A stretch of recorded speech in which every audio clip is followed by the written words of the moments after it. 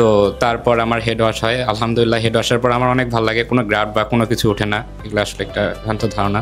এবং খুব ভালোভাবে হেড ওয়াশ হওয়ার পরে আমি খেয়াল করি যে আমার অনেক ভালো লাগে এবং স্বাচ্ছন্দ্য বোধ হয়। মাথার মধ্যে যে একটা ভার বা কোনো কিছুই থাকে না, স্বাভাবিকভাবে মনে হচ্ছে আগের মতো আমি হয়ে গেলাম।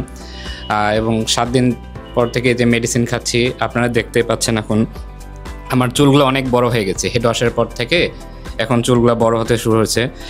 কিন্তু দুঃখের বিষয় এটা যে চুলগুলো আমার বড় হচ্ছে, হ্যাঁ, এটা খুব বেশি দিন থাকবে না, হয়তো বা 3 মাসের মধ্যে এই চুলগুলো ঝরে যাবে। হ্যাঁ, এটার উপরের অংশটা যেটা আছে হেড ওয়াশ করার মাধ্যমে বা এটা উপরটা ভেঙে যাবে, কিন্তু গোড়াটা থেকে যাবে এবং সেই গোড়া থেকে আবার চুল গজানো শুরু করবে। এটা আসলে একটু দুঃখজনক যে আমি আমার আগের অবস্থানে হয়তো বা 2 থেকে 3 মাস থাকবো এবং আপনাদেরকে এই অবস্থাতে দেখতে হবে।